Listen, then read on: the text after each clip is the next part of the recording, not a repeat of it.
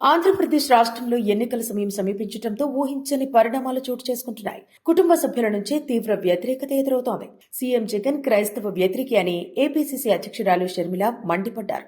మణిపూర్లో 2000 చర్చీలు ధ్వంసం చేసిన 60,000 మంది క్రైస్తవులకు నిలవ నీడ లేకుండా చేసిన క్రైస్తవుడైన జగన్ ఎందుకు మాట్లాడలేదని ఆమె ప్రశ్నించారు.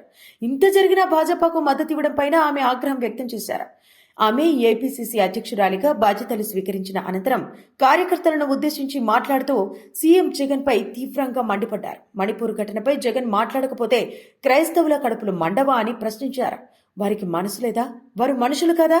రాష్ట్రంలో అభివృద్ధి జరగకపోయినా దళితులపై దాడులు 100% పెరిగాయని అన్నారు.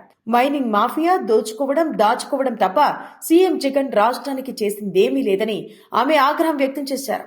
స్వలాభం కోసమే రాష్ట్ర ప్రయోజనాలను జగన్ తాకట్టు పెట్టారని, ప్రతిపక్ష నేతగా ఉన్నప్పుడు రాష్ట్రానికి ప్రత్యేక హోదా కావాలని రోజు నిరాహార దీక్షలు చేశారని, మరి ఇప్పుడు ఏమైందని మండిపడ్డారు. కేంద్రంలోని బీజేపీ ప్రభుత్వంపై అవిశ్వాస తీర్మానం పెడతామని మద్దతివ్వాలని తెదేపాను కోరారని అన్నారు. ఎంపీలు మూకుమ్మడి రాజీనామాలు చేస్తే ప్రత్యేక హోదా ఎందుకు రాదో చూస్తానన్నారు. జగన్ సీఎం అయ్యాక ఒక్కసారైనా ప్రత్యేక హోదా కోసం నిజమైన ఉద్యమం చేశారా అని ప్రశ్నించారు. మనకు ప్రత్యేక హోదా కాదు కదా, కనీసం ప్యాకేజీ కూడా రాలేదన్నారు. రాష్ట్రానికి ప్రత్యేక హోదా లేదంటే ఆ పాపం అధికార ప్రతిపక్ష నేతలు జగన్ చంద్రబాబులదే అని అన్నారు. ఇద్దరూ ప్రజల ప్రయోజనాలను తాకట్టు పెట్టారని షర్మిల ఆవేదన వ్యక్తం చేశారు.